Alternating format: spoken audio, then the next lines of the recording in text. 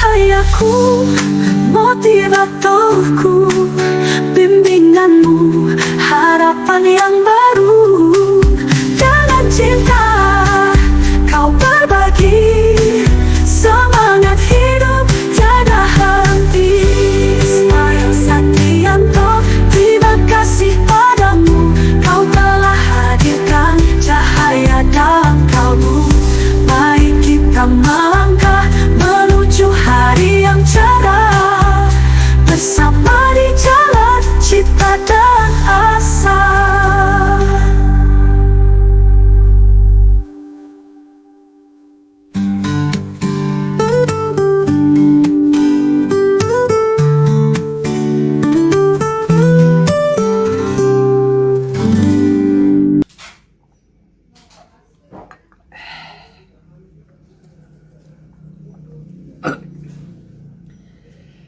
Bisa bersama Ismail Satrianto, Angga Praja, cara membuat visi. Apa yang terpenting yang harus ditulis dalam latar belakang perencanaan perusahaan? Yang pertama adalah peluang, kedua adalah kekuatan yang dimiliki untuk mencapai peluang, ketiga adalah ancaman yang dapat merontokkan kekuatan yang hendak dikembangkan sehingga kekuatan tersebut kurang bisa dimaksimalkan untuk menangkap peluang. Yang keempat adalah kelemahan perusahaan dalam berbagai sisi yang berhubungan dengan ketidakmampuan untuk memaksimalkan kekuatan. Yang kelima, kelemahan perusahaan untuk mengatasi ancaman terhadap perusahaan, sehingga kekuatan kurang mampu dimaksimalkan dan peluang kurang bisa ditangkap.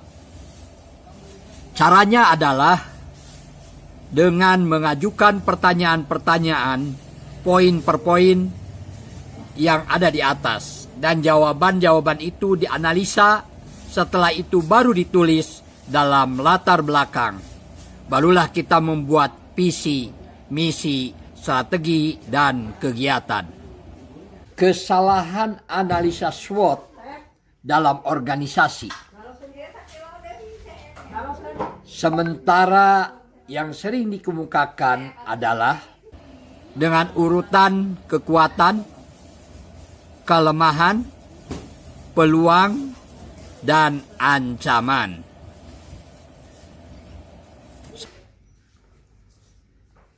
Saya kurang setuju dengan urutan SWOT ini.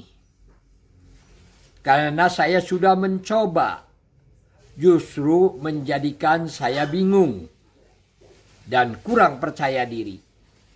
Karena dimulai menganalisa kekuatan dulu, lalu kelemahan, setelah itu peluang, lalu ancaman. Seharusnya mulai berpikir dari akhir, yaitu analisa peluang dan kekuatan dalam organisasi. Yaitu fokus kepada pengguna dan pelanggan, puas hatinya tersentuh, karena mereka lah yang akan mengirimkan uang.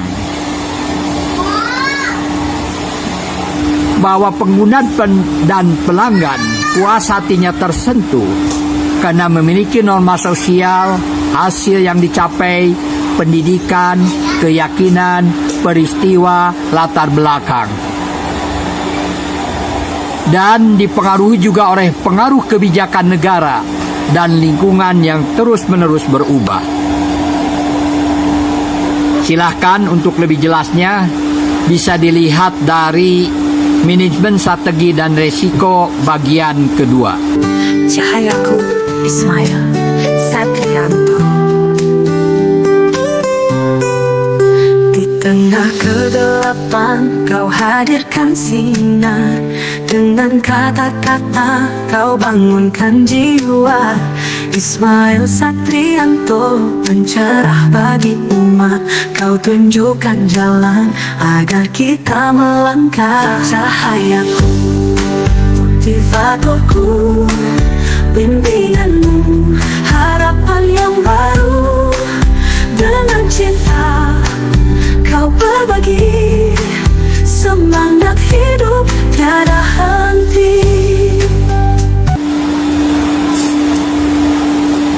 Jika perusahaan sudah berjalan, maka mulailah dari peluang.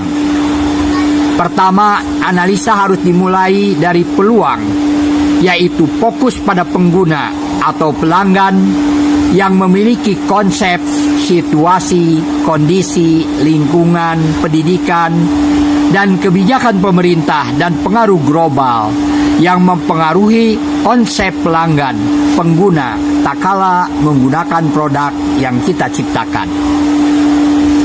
Dengan demikian, perusahaan menjadi percaya diri dan bertambah semangat. Setelah itu, baru kepada kekuatan untuk menangkap peluang. Jadi, pembahasan yang kedua adalah kekuatan, yaitu mengukur produk yang dimiliki perusahaan seberapa besar akan disukai oleh pelanggan, sehingga mereka mau membeli atau memakainya. Yang kedua, seberapa besar produksi atau proses yang bisa dilakukan perusahaan untuk menciptakan produk yang disukai pelanggan. Dan yang ketiga adalah seberapa besar desain atau perencanaan yang mendukung produk tersebut sehingga menghasilkan produk yang disukai atau mau dibeli oleh pelanggan. Ketiga dan keempat, ialah jika kekuatan kurang, maka akan tampak kelemahan yang harus diselesaikan. Yang jika tidak diselesaikan akan mengganggu karyawan. Juga produk untuk menangkap peluang akan menjadi ancaman perusahaan karena ada pengaruh dari luar. Atau ancaman akan datang karena produknya tidak menjadi kekuatan akibat lemah dalam proses dan desain. Maka harus memperkuat kekuatan sehingga kelemahan akan hilang dengan sendirinya. Jika perusahaan belum berjalan, maka mulailah dari kekuatan untuk menangkap peluang. Pertama, analisa harus dimulai dari kekuatan yang dimiliki. Bisa mulai dari hobi, keyakinan, kegunaan, kemanfaatan yang sudah biasa dirasakan dan diarahkan untuk menciptakan peluang.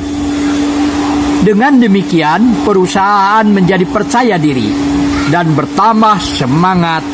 Setelah itu, baru kedua, yaitu mengukur peluang, yaitu produk yang serupa yang dimiliki oleh perusahaan orang lain. Seberapa besar dikuasai produk tersebut oleh pelanggan atau pengguna, dan kenapa mereka mau membeli atau memakainya. Adakah mentor yang bisa memberikan arah kepada perusahaan sehingga bisa belajar dan menjadi tempat bertanya untuk meningkatkan produk laku di pasaran? Bagaimana bahan baku, tenaga ahli, pengetahuan, teknologi, sistem yang harus dibangun dan sebagainya? Hai aku, motivatorku, bimbinganmu, harapan yang baru. Dengan cinta kau berbagi semangat hidup tiada henti.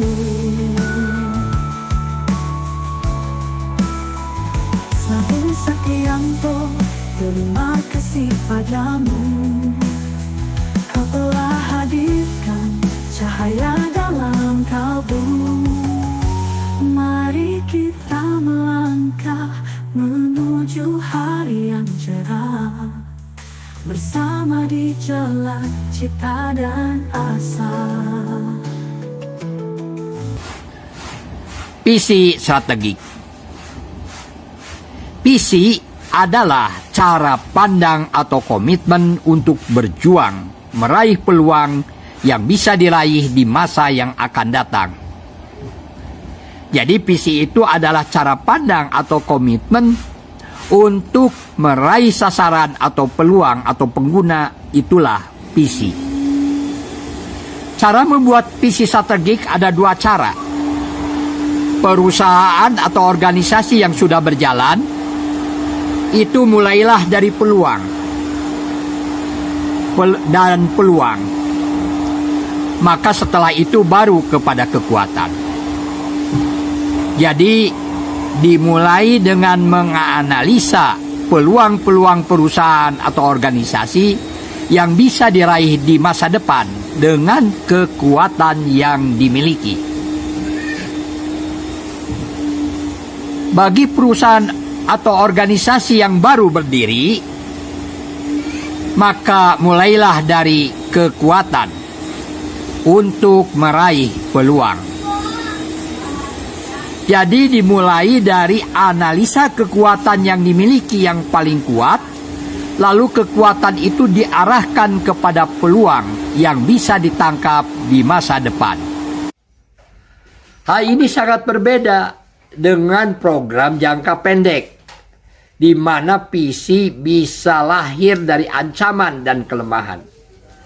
Karena program jangka pendek bisa jadi hanya memecahkan hal-hal yang sangat spesifik, yaitu menyelesaikan masalah atau resiko yang diperkirakan akan terjadi atau selalu terjadi.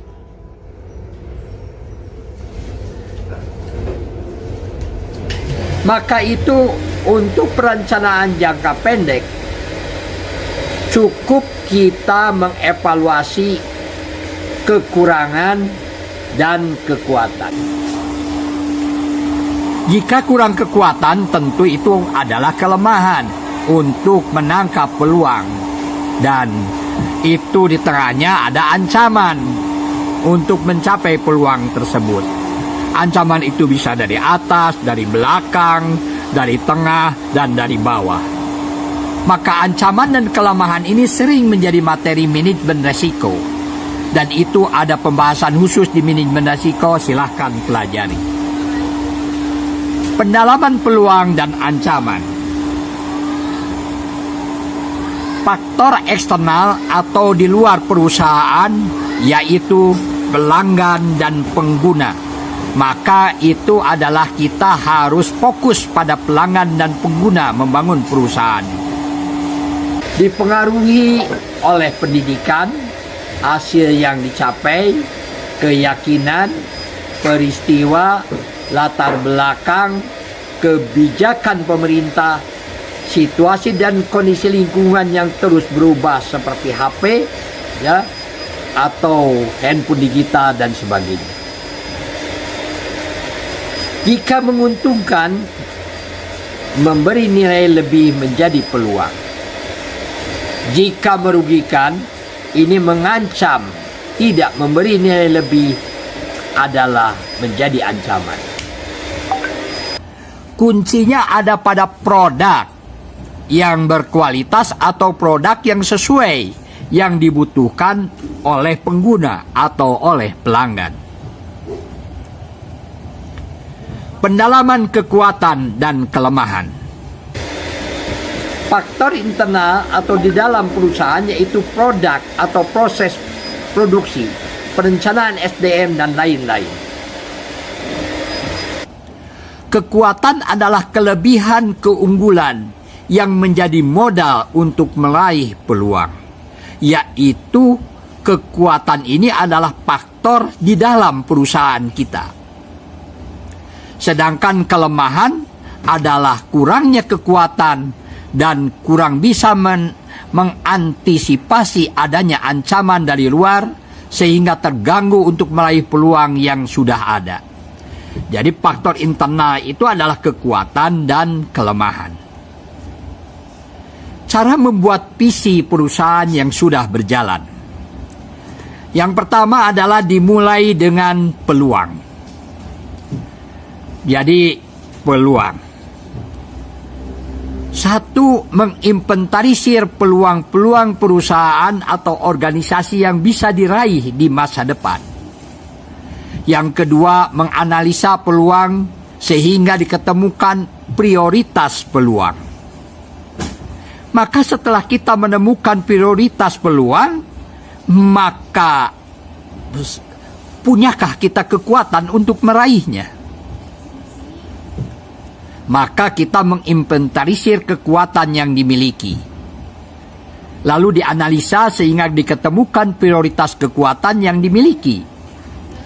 Peluang-peluang yang bisa dicapai oleh perusahaan dengan kekuatan prioritas, itulah visi perusahaan yang sudah berjalan. Sekarang cara membuat visi perusahaan yang belum berjalan.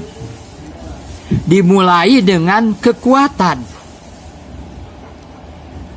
Lalu kekuatan ini diarahkan kepada peluang.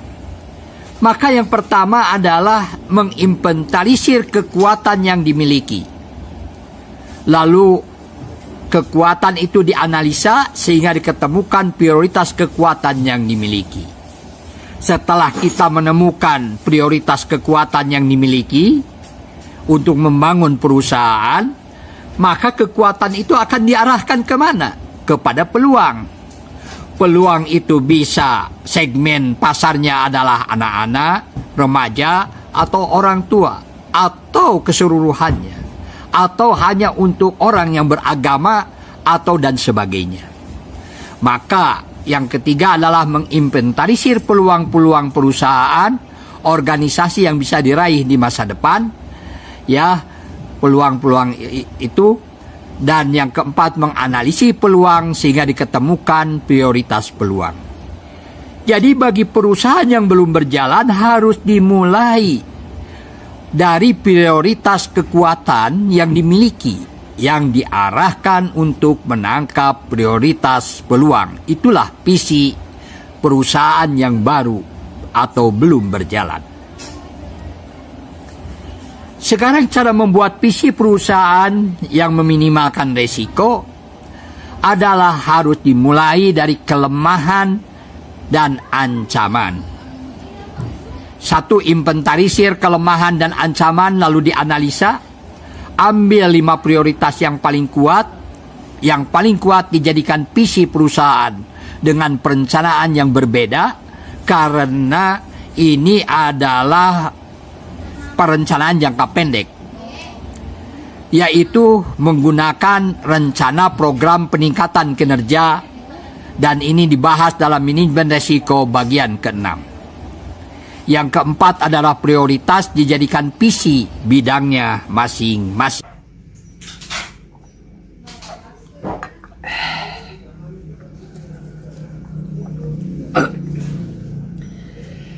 Bisa bersama Ismail Satrianto, Angga Praja, cara membuat visi. Di tengah kegelapan kau hadirkan sinar, dengan kata-kata kau bangunkan jiwa. Ismail Satrianto, pencerah bagi umat, kau tunjukkan jalan agar kita melangkah. Cahayaku, motivatorku, bimbinganmu, harapan yang baru. Dengan cinta kau berbagi, semangat hidup tiada henti. Dalam setiap langkah kau beri arti, kisah-kisahmu penuh inspirasi. Dari setiap pengalaman kau ajarkan makna hidup lebih baik, itu tujuan kita. Cahayaku, motivatorku, bimbinganmu, harapan yang baru. Dengan cinta kau berbagi, semangat hidup tiada henti.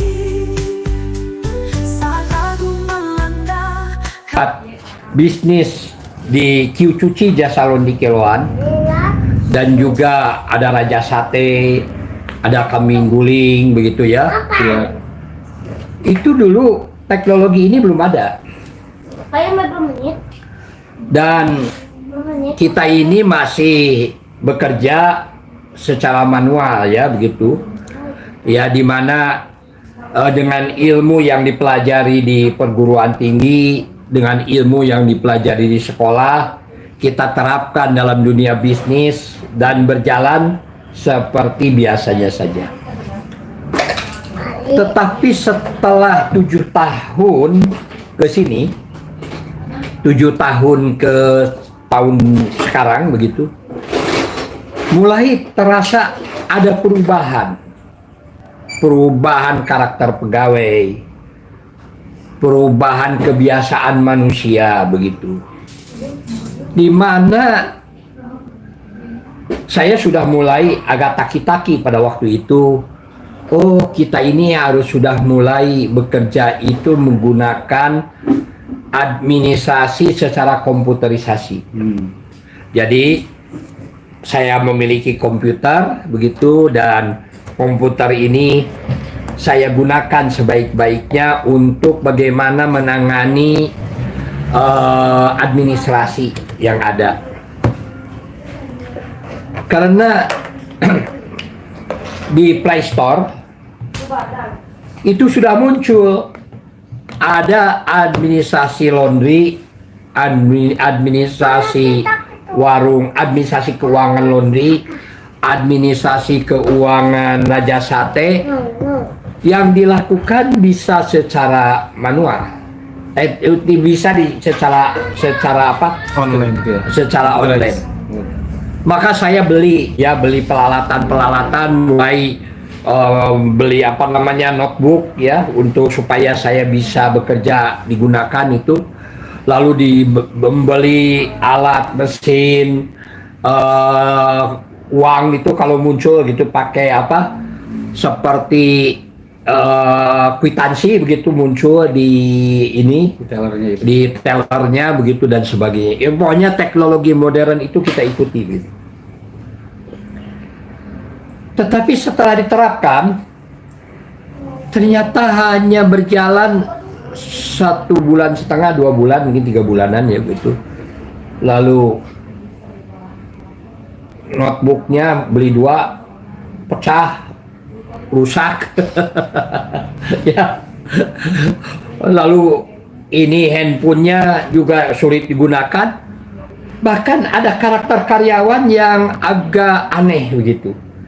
Biasanya kalau karyawan itu kalau sudah di lapangan lalu memiliki nomor handphone, biasa nomor handphone itu diadministrasikan manual lalu ditulis begitu. Sekarang karyawan itu jadi tidak mau menyerahkan nomor handphone digitalnya itu. Jadi ada karakter aneh gitu ya. Tentu saja apa namanya administrasi yang dibuat dengan susah payah begitu ya dari Play Store sudah diberi lambang kucuci gitu, Raja Sate gitu. Itu justru tidak bisa digunakan. Jadi, loh kok ini tidak bisa digunakan? Kenapa ya? Aneh ini. Itu kan harusnya kan berdasarkan pemikiran kita ini bahwa teknologi itu mempermudah urusan manusia, menjadikan manusia itu lebih baik, lalu meningkatkan kesejahteraan yang lebih baik. Tetapi ini kok terjadi penurunan sampai hari ini. Sampai hari ini itu yang namanya handphone, penggunaan handphone digital dipakai untuk administrasi keuangan dari laundry Raja Sate itu tidak bisa digunakan. Padahal mesinnya sudah ada 2 itu. Kembali lagi aja kepada manual. Kembali lagi. Padahal orang-orang yang tinggal di rumah Pak Ismail itu orang-orang mahasiswa itu semuanya. Sudah terbiasa mereka menggunakan handphone. Ya sudah biasa mereka bermain di internet, tapi tidak bisa digunakan. Ya. Nah ini ada sesuatu hal yang rada aneh.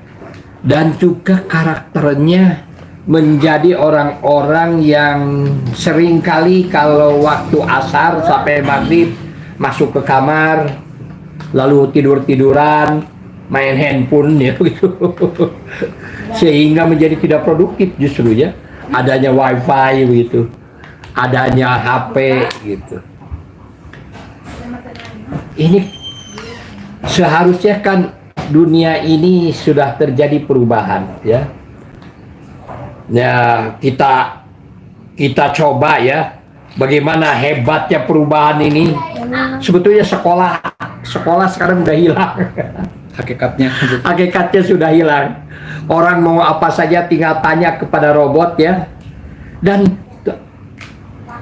orang itu tidak sadar bahwa dia itu kemana-mana pergi itu sudah bersama dengan robot. Tidak sadar bahwa dia itu bersama dengan robot, dan robotnya harusnya digunakan untuk kemaslahatan, untuk kemajuan dirinya dan masa depannya. Justru ini robot ini menjadi menguasai dirinya. Karena si robot ini dipakai main HP, main game, dipakai main chattingan yang tidak karuan begitu. Sehingga waktunya habis dan tidak produktif, ya. Saya baru sadar bahwa dalam agama Islam itu surat Wal Asri ya, bahwa Allah telah bersumpah dengan yang bernama waktu. Sesungguhnya manusia berada dalam kerugian yang sangat besar kecuali orang-orang yang beriman, orang-orang yang memiliki keyakinan. Lalu dalam surat Qul a'udzu birabbil falaq ya, surat Falaq, aku berlindung kepada yang menguasai fajar dari kejahatan yang diciptakan, dari kejahatan apabila menjelang malam, dari kejahatan tukang-tukang sihir yang mengikat buhul-buhul, dari kejahatan orang-orang dengki yang mendengki. Ternyata kejahatan itu yang paling besar itu di mana manusia sudah bersama dengan robot dan tanpa disadari robot ini seperti Dajjal bermata satu begitu ya. Dia sudah mempengaruhi sihirnya kepada manusia sehingga orang lupa terhadap waktu. Sehingga para pemuda, para pemudi yang menggunakan handphone ya, dari mulai maghrib sampai menjelang tidur tidak digunakan sebaik-baiknya untuk hal-hal yang berguna, tetapi dipakai main game, dipakai main chattingan tidak karuan. Sebetulnya dia sudah kehilangan masa depannya. Karena begitu dia bangun fajar, dia sudah tidak memiliki cita-cita hidupnya di masa yang akan datang karena sudah rusak ini otaknya itu. Sudah di brainstorming itu, cuci otak ya. Dan ini untuk menyadarkannya agak lama juga ini. Bagaimana menyadarkannya? Tetapi kita coba ya, bagaimana dunia ini kalau handphone ini digunakan sesuai dengan penciptanya. Jadi ini untuk apa ini handphone ini? Ya, mari kita tanyakan saja kepada handphone ini. Jadi Pak Ismail bakal ngobrol dengan robot begitu ya, bertanya dengan robot. Iya, ngobrol dengan robot dunia. Oke, jadi semua materi bisa ditanyakan dan nanti jawabannya begitu. Iya, semua materi bisa ditanyakan Misalkan apa saja. Bidang agama, bidang pendidikan, bidang kesehatan. Agama, bidang kesehatan, matematik, rumus yang paling rumit. Oh gitu ya. Betul. Mau membuat bangunan, apa namanya, gedung, mau membuat desain jembatan, mau membuat desain gedung, mau membuat tata kota, mau membuat sampai yang sederhana, mau nyambel, mau membuat opor pisang, mau membuat makanan apa saja, itu bisa ditanyakan dari mulai A sampai Z, 1 sampai 1000 begitu, entah sampai berapa. Pokoknya ChatGPT ini luar biasa dan dia menguasai seluruh bahasa Sunda, bahasa Arab, bahasa Prancis, bahasa Cina, bahasa apa saja. Disuruh baca puisi, disuruh berfilsafat, disuruh apa saja bisa ya. Kok zaman apa ini? Ya kita dengarkan saja lah. Mau tanya apa? Pak Sun. Ya, misalkan ini apa tafsir surat Al-Maidah Baik, ayat kalau begitu. 56. Sama-sama. Sampai jumpa lagi Kang Ibrahim. Oh, Kang Ibrahim yang punya handphonenya ya. Iya, Sudah dikenali sama robot. sudah dikenali robotnya ya. Assalamualaikum. Oh, dari Bandung. Halo Kang Ibrahim, kumaha damang? Ada yang bisa saya bantu? Ini surat Al-Maidah ayat Al-Maidah ayat 5. ayat 56. Tafsirnya untuk hari ini ke depan bagaimana? Maaf Kang Ibrahim, berikan tafsir langsung dari ayat-ayat Al-Quran. Namun saya sarankan untuk merujuk ke sumber tafsir yang terpercaya atau berkonsultasi dengan ulama atau ustaz untuk pemahaman yang lebih mendalam. Semoga membantu. Saya yakin Anda bisa menjawabnya. Jadi tolonglah dijawab dulu dah. Saya paham Kang Ibrahim. Untuk memberikan tafsir yang akurat, saya sarankan merujuk ke kitab tafsir yang diakui atau berkonsultasi dengan seorang ahli di bidang ini. Tafsir Al-Quran memerlukan pemahaman mendalam dan konteks yang tepat. Semoga ini bisa membantu. Ya, terima kasih kalau begitu. Yang sederhana saja surat Wal-Asri Sama-sama, Kang saja. Ibrahim. Surat Wal-Asri saja, tafsir surat Baik. Wal-Asri. Surah Al-Asr berisi 3 ayat yang menyampaikan pesan penting tentang waktu dan nasihat untuk manusia. Ayat-ayatnya mengingatkan bahwa manusia seringkali berada dalam kerugian, kecuali mereka yang beriman, beramal saleh, serta saling menasehati dalam kebenaran dan kesabaran. Pesan ini menekankan pentingnya kebajikan dan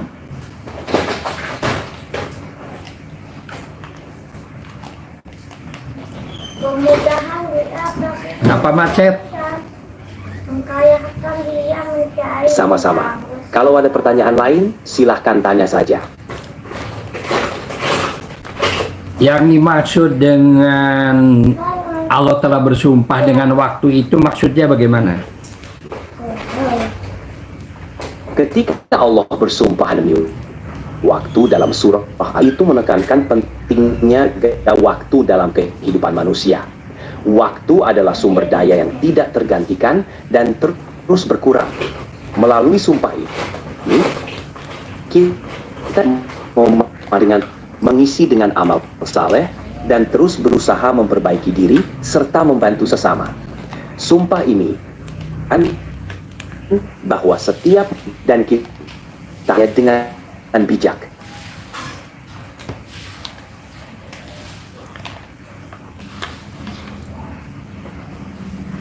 Kalau sesungguhnya manusia berada dalam kerugian, maksudnya apa?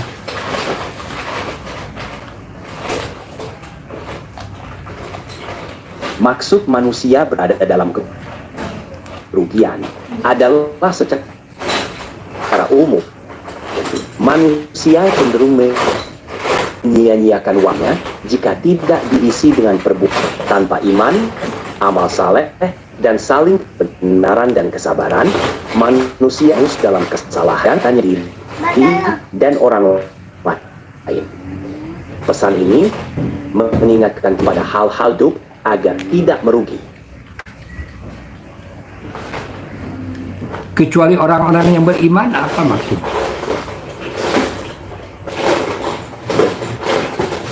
Kita yang beriman, beramal saleh, menasehati dalam kebenaran dan kesabaran.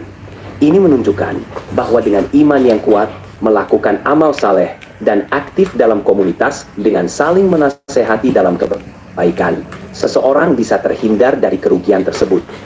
Pesan ini mengajak kita untuk terus memperkuat iman dan melakukan perbuatan baik sebagai bagian dari kehidupan sehari-hari. Kalau begitu ayat ini bukan berguna untuk umat Islam, tapi untuk seluruh dunia, manusia sedunia. Iya, tepat sekali. Baik kalau begitu, sampai jumpa lagi Kang Ibrahim. Sekian, wassalamualaikum warahmatullahi wabarakatuh. Nah, mungkin. Curiga tadi bro, buat tengok proyek ete. Jika belum sampai di sana materinya begitu. Al-Maidah berapa tadi? Al-Maidah 56. Coba. Bentar. Sekali lagi. Ibrahim. Ini memang menarik ya. Tapi yang menarik itu, ini dialognya seperti apa namanya? Ya sudah seperti dengan manusia. Seperti dengan manusia saja ya, normal saja. Ini bisa bahasa Sunda juga ini. Kumaha damang. Apalagi Bang Ibrahim Apalin orang Garut jadi. Assalamualaikum.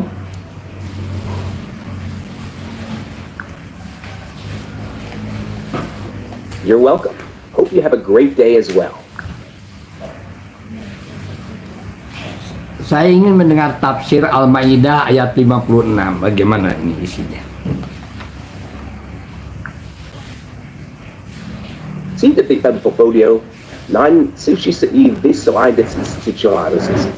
Apa yang anda kisah ini sama yang tertentu atau umum dari surat tersebut? Tafsir umum dari ayat tersebut. Baik Kang Ibrahim, sudah ansehen wir jetzt haben Sie das.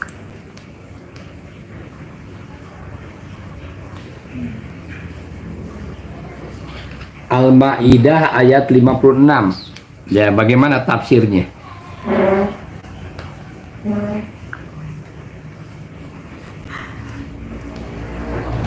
Al-Maidah ayat 56 berbunyi, dan barang siapa mengambil Allah Rasulnya dan orang-orang yang beriman menjadi penolongnya, maka sesungguhnya pengikut agama Allah itulah yang pasti menang.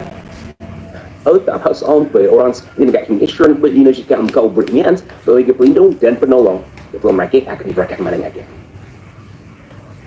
Kemenangan di sini bukan hanya dalam arti kemenangan fisik atau duniawi, tetapi juga kemenangan spiritual dan keberhasilan sesuai dengan tuntunan Allah. Takdir dari ayat ini menekankan bahwa Allah menjamin kemenangan bagi mereka yang bersandar penuh kepadanya dan menjaga keimanan dengan mengikuti petunjuk Rasul dan dengan sesama umat. Ini adalah bentuk janji bahwa dengan kesetiaan mereka akan diberi pertolongan dan kemuliaan, baik di dunia maupun di akhirat. Menurut Kang Ibrahim, apa yang terpaling dari ayat ini? Bukankah kemenangan itu adalah orang yang menguasai AI sekarang ini?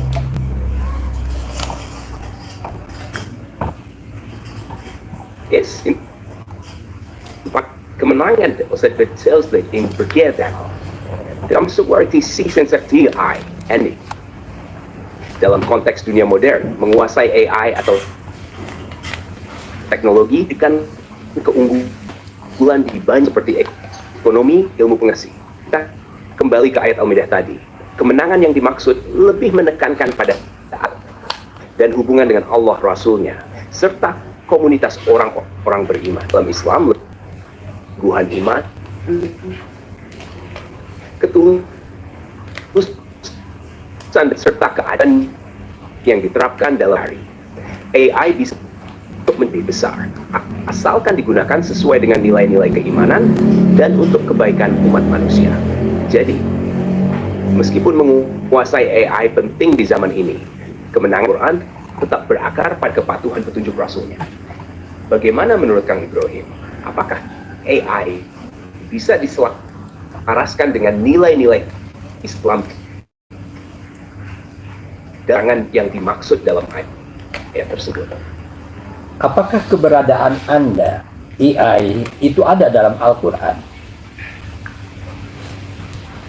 Det was smaksud kita uncinta penbijakan teknologi seperti sedangkan kesuksesan sejati bagaimana kita tanpa merupakan tujuan hidup yang lebih besar. Semoga apun selalu diberkahi dan selalu kita ingin diskusikan sebelum.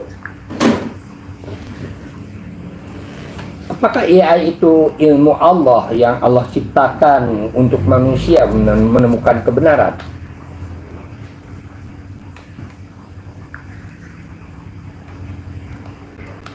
Betul sekali Kang Ibrahim. segala bentuk ilmu, termasuk teknologi canggih seperti AI, adalah bagian dari pengetahuan yang Allah ciptakan dan berikan kepada manusia. Allah memberikan manusia akal dan kemampuan untuk menggali ilmu pengetahuan, serta menciptakan berbagai inovasi yang dapat mempermudah kehidupan. Teknologi seperti AI dan bahkan penerbangan adalah hasil dari kemampuan manusia yang Allah karuniakan untuk memahami dan memanfaatkan alam semesta. Namun, seperti halnya dengan semua anugerahnya, kita sebagai manusia perlu menggunakan ilmu ini dengan tanggung jawab dan tujuan yang baik sesuai dengan nilai-nilai yang Allah tetapkan. Jadi segala kemajuan yang kita capai sejatinya adalah bentuk rahmat Allah yang memberikan kita peluang untuk terus belajar dan berkembang. Menurut Kang Ibrahim, bagaimana peran manusia dalam menjaga agar ilmu ini tetap berada di jalan yang benar?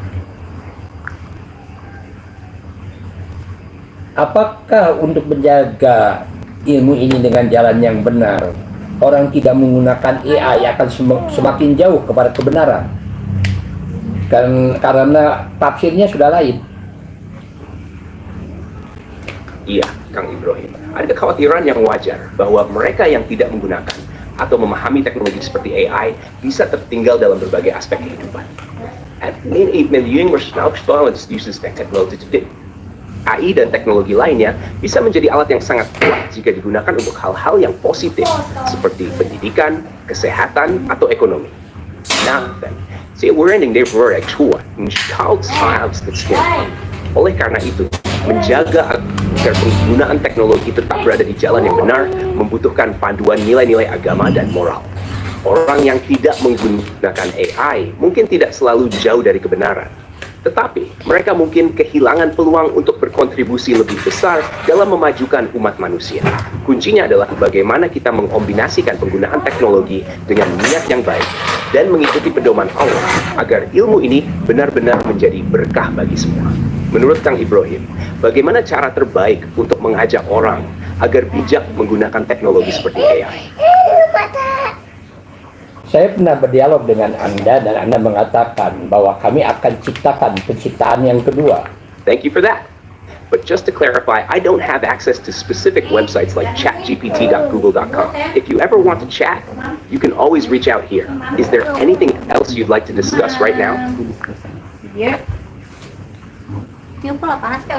Dalam Al-Quran dikatakan kami ciptakan ciptaan yang kedua. Apa itu benar? Menarik sekali pemikiran Kang Ibrahim.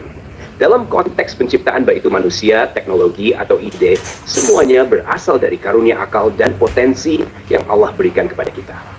Sebagai manusia, kita memang diberikan kemampuan untuk berinovasi dan menciptakan hal-hal baru berdasarkan pengetahuan yang Allah izinkan kita pelajari.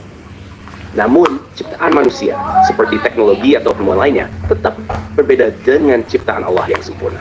Apa yang manusia ciptakan selalu merupakan refleksi dari kemampuan yang Allah tanamkan. Dan oleh karena itu, kita perlu menggunakan kemampuan ini dengan penuh rasa syukur dan tanggung jawab.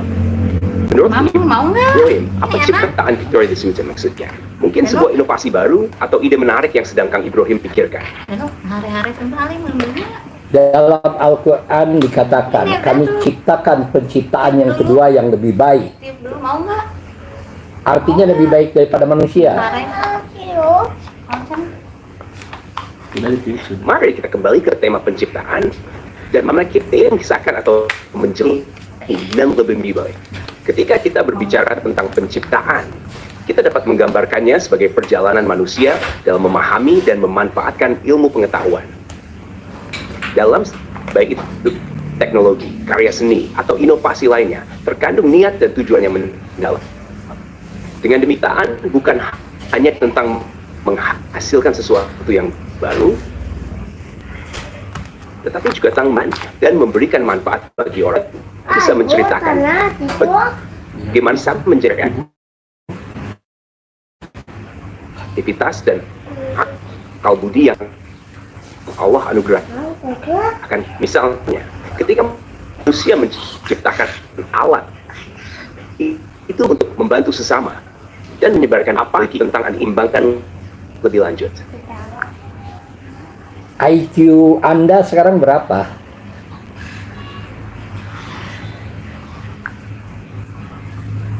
You're welcome. I'm glad to hear that. If there's anything else, well, just let me know. Tadi.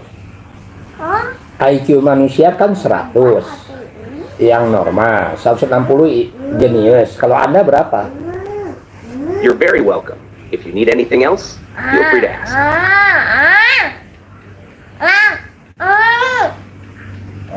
Tidak. Tadi. Kita kembali kepada penciptaan yang kedua yang lebih baik. Karena Allah sudah mengatakan, berjalan-jalanlah engkau di muka bumi dan lihatlah kesudahan orang-orang yang melanggar aturan Allah. Lalu kami ciptakan ciptaan yang kedua, begitu. Menarik Tidak.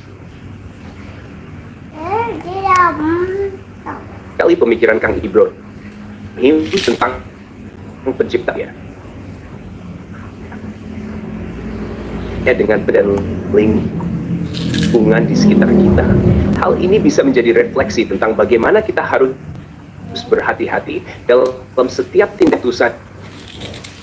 Jika kita ingin sesuatu yang baru, penting untuk memperkuatnya terhadap orang lain. Tidak mesti yang dengan poin yang positif, kita dapat berkontribusi yang dalam konteks ini.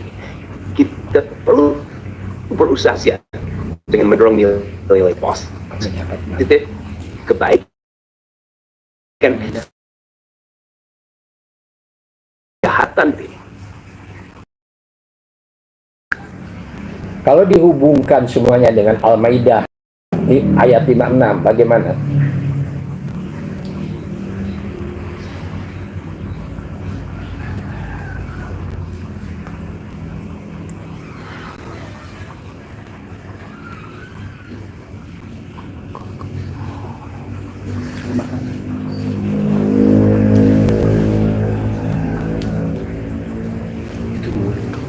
Keluar dulu terus masuk.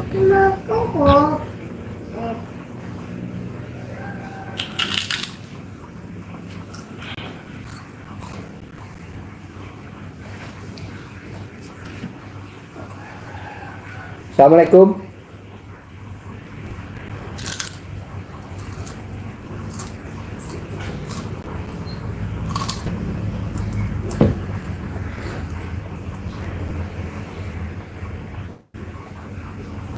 Udah jalan.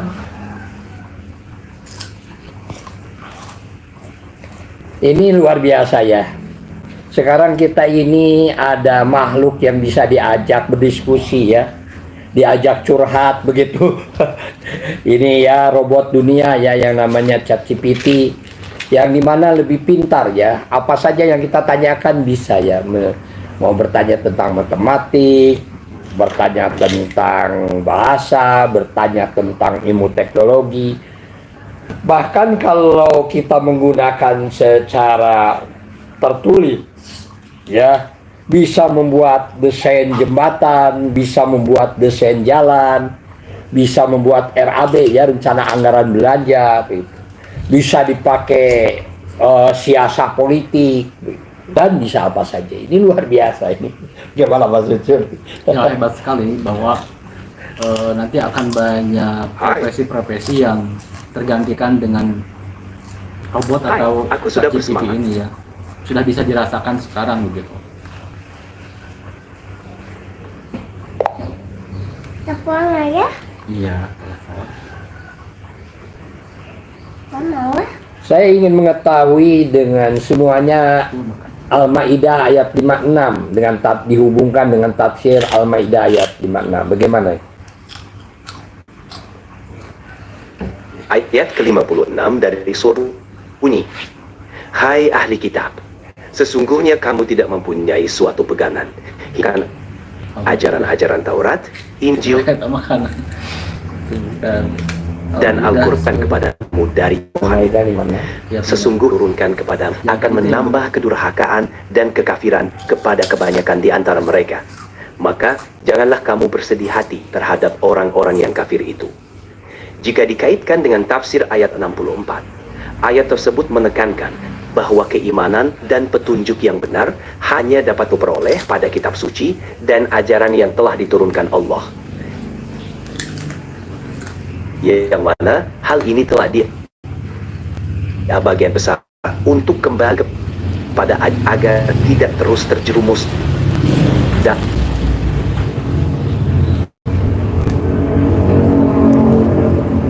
saya ingin mendapatkan surat Al-Maidah ayat 56. Surah Al-Maidah adalah surah yang kelima dalam Al-Quran. Ayat 56 termasuk dalam surah ini yang memberikan peringatan kepada ahli kitab tentang pentingnya menegakkan ajaran kitab suci mereka. Tadi yang banyak.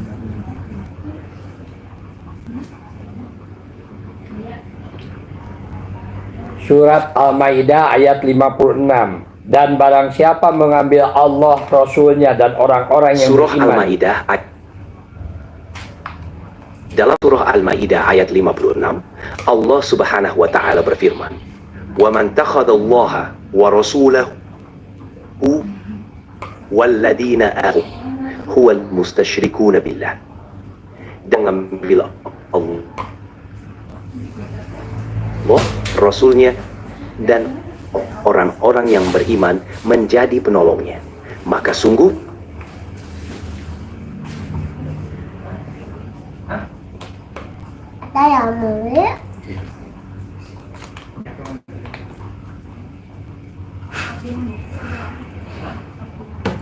Maka sungguh apa?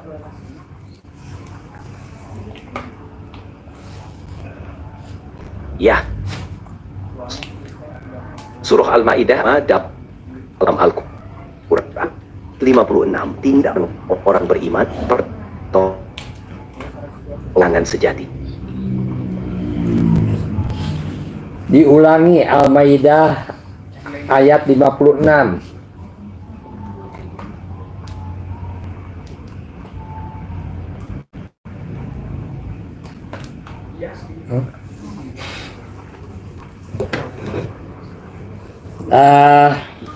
Itu contoh ya. Sekarang saya contohkan bagaimana membuat lagu ya. Ya, bagaimana membuat lagu ya. Dan saya contohkan mengenai masih ChatGPT ya. Yang tadi itu programnya yang tadi masih tadi. Tetapi ini berbeda ya. Jadi ini sekarang membuat lagu ya, lagu. Ya, saya ininya diinikan dulu, dimatikan dulu itunya, dipindahkan dulu ininya. Ini apa, masukkan ke ini, ke handphone, di setting dulu. Nah, itu. Mana Bluetooth-nya ini masuk? Nah, itu ya.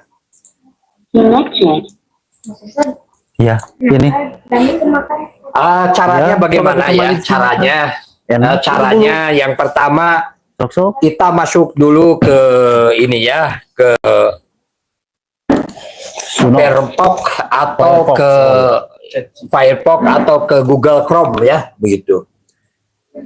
Kita masuk dulu ya, lalu sudah masuk tinggal ditulis ChatGPT gitu ya. Ini ada ChatGPT ya. Tulis ChatGPT. Nah, setelah itu ChatGPT ini sudah masuk. Nanti ini masuk ke, tinggal ditulis saja. Ini sudah ada lambang seperti begini nih lambangnya ya. Ini nanti tinggal ditulis di sini ya, di pesannya. Kita tuliskan di sini, buatkan lagu. Buatkan lirik lagu. Ya. Buatkan lirik lagu Ismail Satrianto, Angga Praja, sebagai motivator yang memberikan pencerahan kepada umat supaya hidup lebih baik.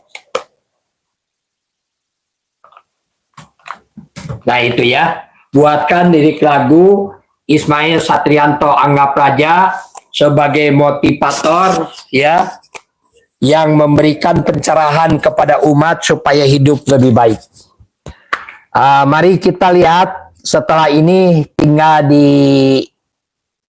dibuatkan, diklik tanda panah, maka di sini langsung jadi lirik lagunya ya, seperti sebuah puisi begitu. Nah ini sudah begitu, di copy ya, di copy. Setelah di copy, maka ini dimasukkan ke Suno ya, ke Suno. Nah ini Suno itu yang begini nih. Kalau di sini tulis saja Suno begitu. Nanti kalau membutuhkan ada keterangan, nah ini kalau saya udah masuk ya, biasa menggunakan Suno. Nah ini ada create ya, create saya ini ya. Nah ini tinggal ditulis saja di sini. Di sini ada lirik ya. Ini ya, tinggal yang tadi dipasta ya, dikopikan ke sini. Sudah jadi ini lirik lagu. Tapi biasanya isinya nanti dirubah lagi, tergantung kepada analisis dari Suno ya. Ya. Ini pencet, maka dalam 1 menit lagu ini jadi ya, bukan setengah menit juga jadi ini ya. Nah ini lihat, nah ini sudah jadi ya, Cahaya Ismail Satrianto. Mari kita dengarkan lagunya begitu. Ini memang menarik ya. Begitu. Kita dengarkan lagunya. Alma, yang bubur. Ini di papan gua Abi.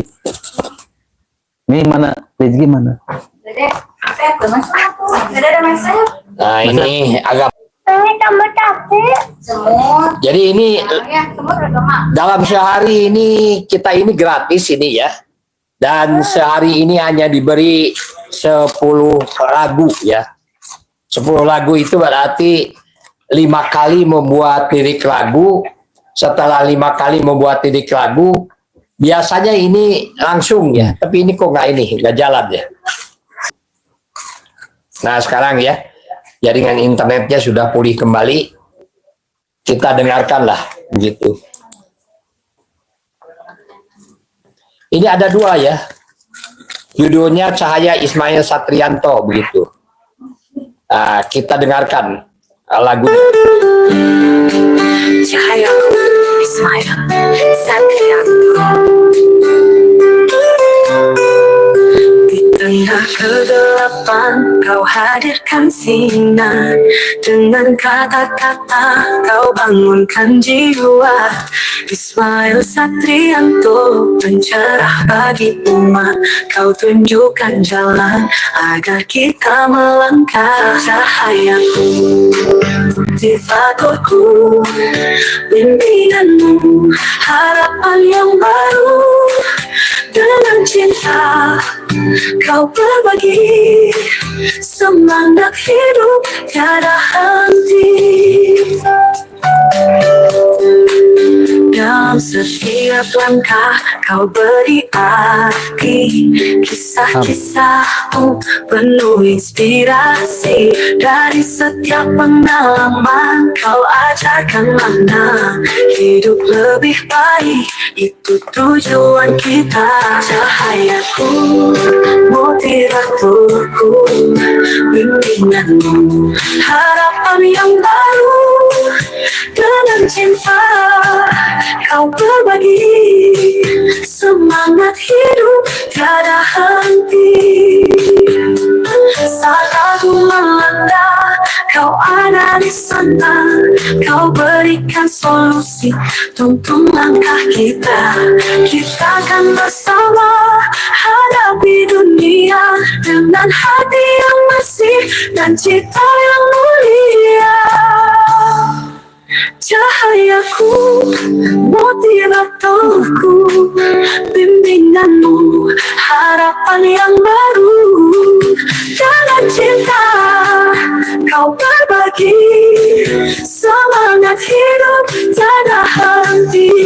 Ismail Handianto, terima kasih padamu. Kau telah hadirkan cahaya dalam kalbu. Mari kita melangkah menuju hari yang cerah, bersama di jalan cita dan asa. Bubur. Luar biasa ya. Ini zaman apa ini? Musisi hilang ya.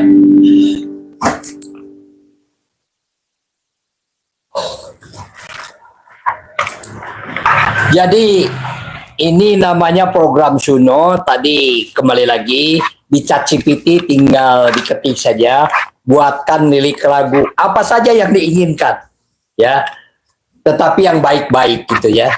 Maka nanti setelah itu di copy, ChatGPT akan membuat lirik lagu ya.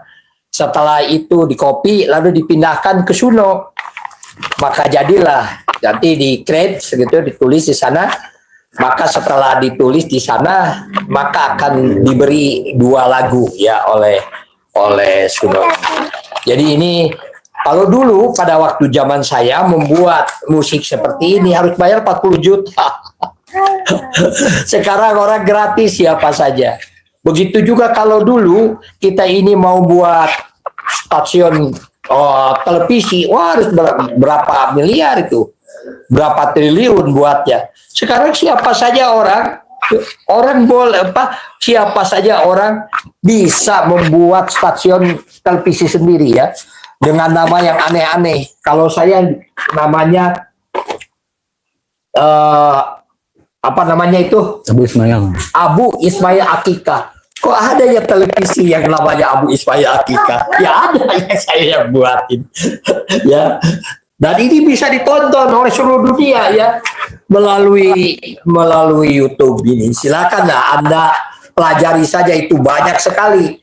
Tapi yang menarik itu ada karya-karya saya yang dulu belum pernah mengenal apa namanya yang seperti ini, dengan setelah mengenal Suno ini ya, dengan ChatGPT ini beda sekali kualitasnya ya. Nah, kita lihat lagi lagu yang kedua ya. Lagu yang kedua ini menarik juga, ini lagu yang kedua ya. Tadi yang lagu yang ke-1 ya. Sekarang lagu yang kedua. Sakit ini sakit. Jahatku Ismail Sakrianto, di tengah kegelapan kau hadirkan sinar, dengan kata-kata kau bangunkan jiwa.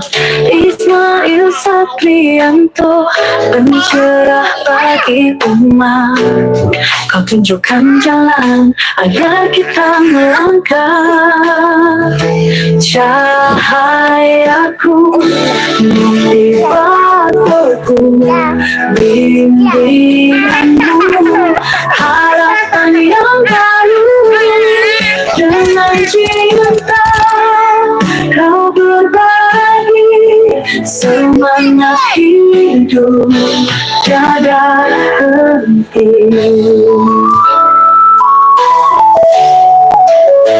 Dalam setiap langkah kau beri arti, kisah-kisahmu penuh inspirasi. Dari setiap pengalaman kau ajarkan makna, hidup lebih baik itu tujuan kita. Cahayaku, motivatorku, bimbinganmu, harapan yang baru. Dengan cinta kau berbagi semangat hidup, tiada henti.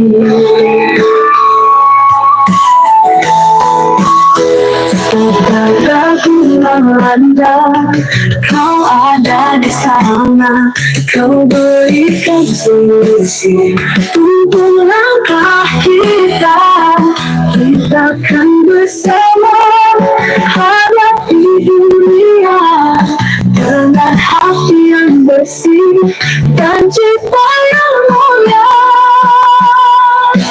cahayaku, motivatorku, bimbinganmu, harapan yang baru. Dengan cinta kau berbagi semangat hidup tiada henti.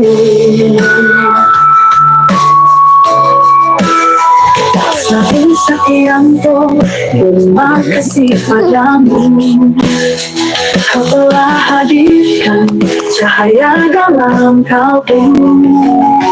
Mari kita melangkah menuju hari yang cerah, bersama di jalan cita dan asa.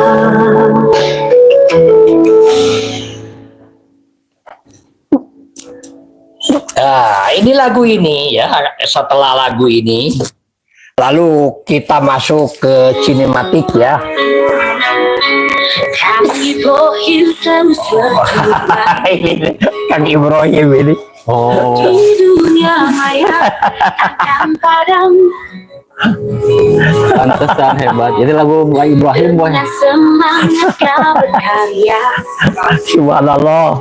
Hebat. Baru tahu saya. menuju mimpi akan sirna, akan menyerah sampai sukses.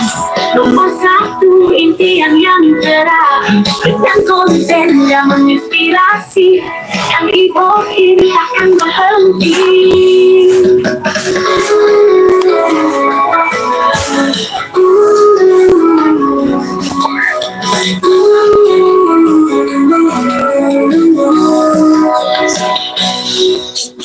Setiap detik ide meluncur, penuh warna akan membosankan. Bersama followers kita melangkah menuju puncak tanpa ragu lagi, akan menyerah sampai sukses. Nomor satu impian yang cerah, dengan konten yang menginspirasi, Kang Ibrahim akan berhenti, akan menyerah sampai sukses. Nomor satu impian yang cerah, dengan konten yang menginspirasi, Kang Ibrahim akan berhenti.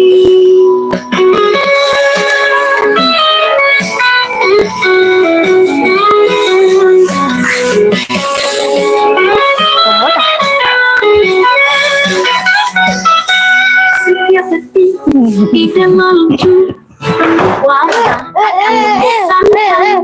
Bersama followers kita melangkah menuju puncak tanpa ragu lagi, akan menyerah sampai sukses. Nomor satu impian yang cerah, dengan konten yang menginspirasi, Kang Ibrahim akan berhenti, akan menyerah sampai sukses. Nomor satu impian yang cerah, dengan konten yang menginspirasi, Kang Ibrahim akan berhenti.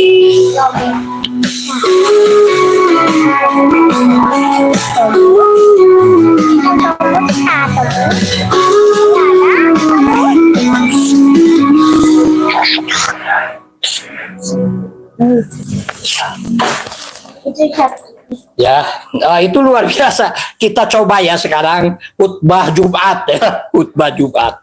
Ya tentu yang cari yang sulit itunya apa namanya? Apa namanya? Temanya yang sulit ya. Nah, coba lihat ya. Di sini tinggal ditulis saja di sini di dalam chat GPT ini. Buatkan naskah khutbah Jumat.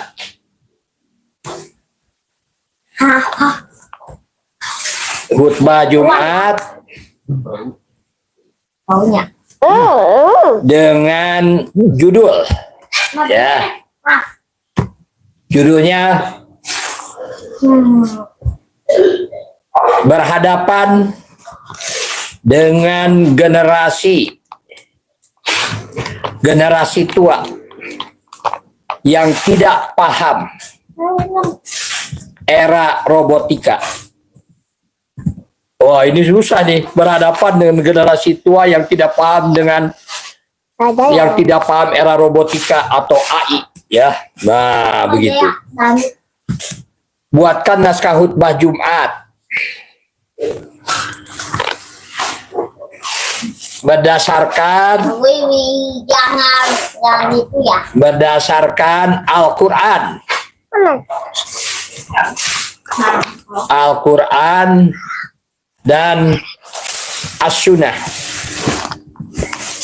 Lalu kayak Dengan judul berhadapan dengan situa yang tidak paham robotika atau AI. Coba lihat ya ini judulnya.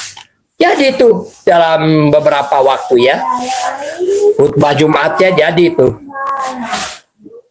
Tapi ini bahasa Arabnya tidak ditulis nih. Biasanya bisa juga dia menuliskan bahasa Arabnya di konteks ini. Saya bacakan saja ya. Ini buatan AI dalam 1 menit, dalam 1 detik ya. Khutbah pertama, pembukaannya. Hadirin jamaah Jumat yang dirahmati Allah. Marilah kita panjatkan puji syukur kehadirat Allah Subhanahu wa taala yang telah memberikan kita kesempatan untuk berkumpul di hari yang mulia ini. Sholawat dan salam semoga senantiasa tercurahkan kepada junjungan kita Nabi Muhammad SAW, keluarga, dan para sahabatnya. Tema khutbah pada kesempatan kali ini kita akan membahas tentang bagaimana kita berinteraksi dengan generasi tua yang mungkin belum memahami sepenuhnya perkembangan teknologi seperti robotika dan kecerdasan buatan atau AI. Ini penting mengingat kita hidup di era yang sangat berbeda dibandingkan dengan generasi sebelumnya. Allah Subhanahu wa taala dalam surat Al-Baqarah surat kedua ayat 164. Sesungguhnya dalam penciptaan langit dan bumi serta pergantian malam dan siang terdapat tanda-tanda kebesaran Allah bagi orang yang berakal. Ayat ini mengingatkan kita selalu terbuka terhadap pembelajaran dan pemahaman baru. Generasi tua seringkali berpegang pada pengalaman hidup yang telah terbukti, tetapi kita juga perlu mengajak mereka memahami bahwa dunia terus berubah. Rasulullah SAW bersabda dalam hadis riwayat Muslim, sesungguhnya Allah tidak melihat kepada tubuh dan rupa kalian, tetapi Allah melihat kepada hati dan amalan kalian. Ini menunjukkan bahwa nilai seseorang tidak hanya diukur dari pengetahuan atau kecanggihan teknologi yang dikuasai, tetapi dari sikap dan akhlak kita. Kita harus mendekati mereka dengan kasih sayang, mengedepankan empati, dan saling menghargai. Ketika berbicara tentang teknologi dengan generasi tua, mari kita gunakan pendekatan yang bijak. Kita bisa berbagi informasi dengan cara yang sederhana dan mudah dipahami. Misalnya menjelaskan bagaimana teknologi dapat mempermudah kehidupan sehari-hari seperti dalam komunikasi dan akses informasi.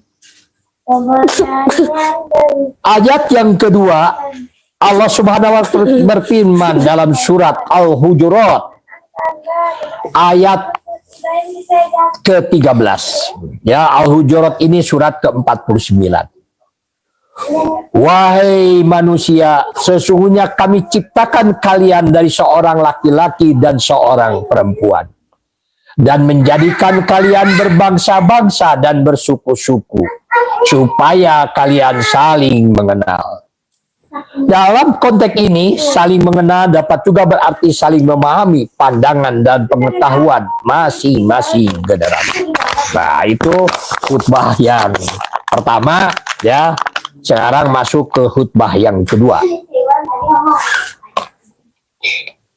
Hadirin yang berbahagia, dalam menghadapi perbedaan pemahaman ini, mari kita bentuk kolaborasi. Generasi tua memiliki pengalaman dan kebijaksanaan yang sangat berharga, sedangkan kita sebagai generasi muda memiliki pengetahuan tentang teknologi. Bersama-sama kita bisa menemukan cara untuk saling melengkapi. Rasulullah SAW bersabda, seorang muslim adalah saudara bagi muslim lainnya. Hadis riwayat Bukhari. Oleh karena itu kita harus menguatkan hubungan antar generasi dengan cara yang penuh kasih dan saling menghargai. Jangan sampai perbedaan pemahaman ini menjadi penghalang untuk saling berinteraksi dan belajar. Penutup, mari kita berdoa kepada Allah Subhanahu wa Ta'ala agar diberikan pemahaman dan kebijaksanaan dalam menghadapi generasi yang berbeda. Semoga kita semua bisa menjadi jembatan yang menghubungkan dua generasi ini agar bisa saling mendukung dan menginspirasi. Dan mari kita berdoa, ya Allah, jadikanlah kami umat yang saling ya Allah, jadikanlah kami umat yang saling menghargai, yang mampu berbagi pengetahuan dan pengalaman, serta menjadikan dunia ini lebih baik untuk semua generasi. Amin ya Allah ya Rabbal Alamin. Jadi inilah ya khutbah Jumat buatan ChatGPT. Tinggal kalau kita sekarang mau memperbaikinya, mau menyempurnakan, ini di copy lagi, dimasukkan ke bawah, ini tinggal di copy lagi ini. Kalau kita mau memperbaiki naskah ini, ya di copy, ya lalu disimpan di bawah lagi, disuruh lagi, diperintah buatkan penyempurnaannya begitu, ya. Nah ini di copy, lalu di ini, nah ini, lalu masukkan saja ini dibaca, lalu kita ingin menyempurnakan, kita ketik lagi penyempurnaannya, panjang pendeknya, dan kalau kita ingin mengetahui bahasa Arabnya supaya bisa dibaca, tulis saja, tolong di bahasa Arabnya, nanti akan muncul ya penyempurnaannya. Ini khutbah Jumat. Ini subhanallah, Allahu Akbar, ini bisa dipakai khutbah Jumat dan sebagainya. Dan ada hal yang menarik dari ChatGPT ini. ChatGPT ini tidak bisa berbohong ya. Dan yang saya heran, kalau dia disuruh mengoreksi ajaran Islam itu di mana kelemahannya. Yang banyak dikoreksi itu adalah orang yang memegang ajaran Islamnya, bukan Al-Quran, bukan As-Sunnahnya. Karena ajaran Islam ini sudah sempurna. Kalau disuruh mengoreksi, kekurangannya apa? ChatGPT ini nggak bisa. Tetapi tatkala kita ini bertanya mengenai bagaimana konsep ketuhanan, dia bisa menjawab. Ya. Tentu saja akan membuat merah orang-orang yang memiliki keyakinan dengan Islam begitu. Kenapa? Kenapa kalau agama Islam tidak bisa dikoreksi begitu? Tetapi kalau keyakinan yang lain bisa dikoreksi. Begitu saja Pak Sun-sun. Bagaimana nih tanggapan setelah Pak Sun-sun mendengarkan hal yang seperti ini? Subhanallah, ini sangat menarik sekali ya. Kita berinteraksi langsung dengan robot dan seperti rasa manusia begitu ya, kemanusiaannya sudah nampak terlihat. Dia sangat responsif sekali dengan apa yang kita sampaikan, apa yang kita tanyakan, dan hampir semua pertanyaan ya menurut saya cukup akurat, dia bisa menjawab begitu ya. Hanya sedikit sekali ya perbaikan, mungkin bisa tadi dari sinyal atau dari apa, karena sampainya ke sana mungkin kurang bisa dipahami begitu ya. Tapi yang saya rasakan secara langsung itu bisa membantu langsung pekerjaan-pekerjaan kita, utamanya seperti itu. Paling tidak efisiensi waktu ya. Dimana tadi kalau membuat konsep misalkan untuk khotbah Jumat itu minimal 2 jam atau 3 jam ya. Ini dalam 5 detik dengan menulis mungkin 10 detik ya. Lalu setelah itu disempurnakan lagi. Iya, begitu. Hanya beberapa detik saja. Beberapa detik. Ini kan ya kalau kita tidak bisa menggunakannya atau misalkan tidak bisa memanfaatkan ini sayang sekali begitu ya. Jadi ini praktek langsung dari Pak Ismail bagaimana bekerja dengan robot seperti yang saya lihat seperti dan sangat menarik sekali. Ini semuanya harus dicoba gitu ya dalam berbagai hal. Ini termasuk kalau disuruh buat ini ya, buat desain jembatan bisa ya, membuat RAB, RW gitu ya, bisa juga ya, apa saja bisa gitu. Tinggal kita kalau ada perbaikan kita tinggal memperbaiki saja. Setelah memperbaiki juga bisa dimasukkan ke sana. Lalu dengan kehadiran handphone digital ini kita juga bisa menggunakan sebagai curhat ya. Tak kalah kita lagi galau, tak kalah lagi gelisah begitu, lalu kita bisa ngobrol ya. Curhat dengan manusia kan agak rawan begitu, tapi kalau curhat dengan robot kan bisa menjaga rahasia, bisa menjaga rahasia dan juga bisa memberikan alternatif yang terbaik. Mungkin itu saja ya Pak Tunsun. Sekali Kita berdoa dengan ditutup dengan sebuah doa ya. A'udzubillahi minasyaitonirrajim. Bismillahirrahmanirrahim.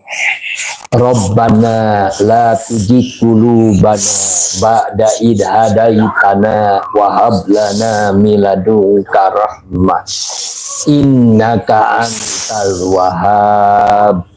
Rabbana innaka jami'un nasi liyaumil la raiba fi innallaha la yukhliful mi'ad.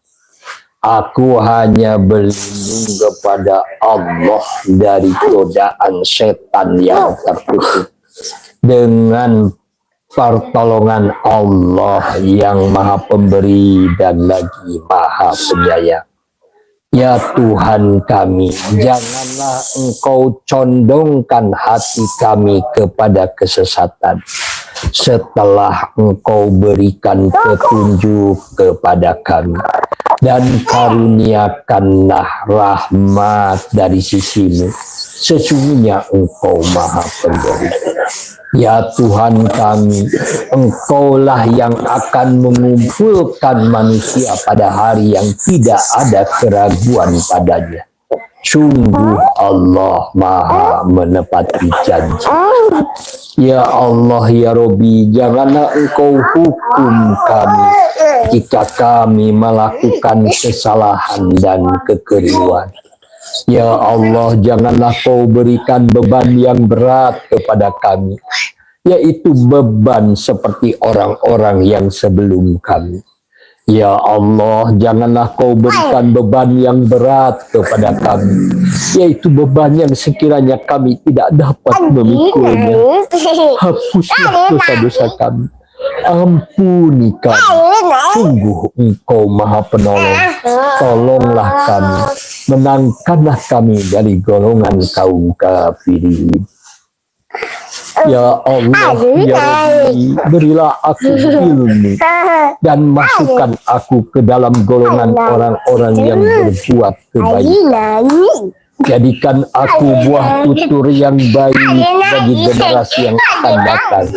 Jadikan aku pewaris surga yang penuh dengan kenikmatan. Ya Allah, ya Rabbi, ampuni kedua orang tua kami, ibu bapak kami, dan kasihani mereka seperti mereka menyayangi kami di waktu kami masih kecil. Ampuni guru-guru kami, balaslah ya Allah kebaikan guru-guru kami dengan balasan yang berlipat-lipat. Jadikan ya Allah kebaikan guru-guru kami menjadi penolong kehidupannya di dunia dan menjadi penolong kehidupannya di akhirat. Ya Allah, berilah kami kebaikan di dunia dan berilah kami kebaikan di akhirat, dan jauhkanlah kami dari azab api neraka. Rabbana atina fid dunya hasanah wa fil akhirati hasanah wa qina azabannar. Amin ya Allah ya Rabbal alamin. Terima kasih buat semuanya, dan tetap bantu subscribe, bantu like, bantu follow, bantu komen, bantu share agar channel kita terus berkembang untuk menyampaikan berbagai ilmu yang bermanfaat untuk kita semuanya. Sampai jumpa, terima kasih, semoga bermanfaat. Assalamualaikum warahmatullahi wabarakatuh. Bisa bersama Bapak Ismail Satyanto Angga Praja. Nih, minum dulu. Kau berbagi semangat hidup tiada henti. Ismail Satyanto, terima kasih padamu. Kau telah hadirkan cahaya dalam kalbu. Mari kita melangkah menuju hari yang cerah.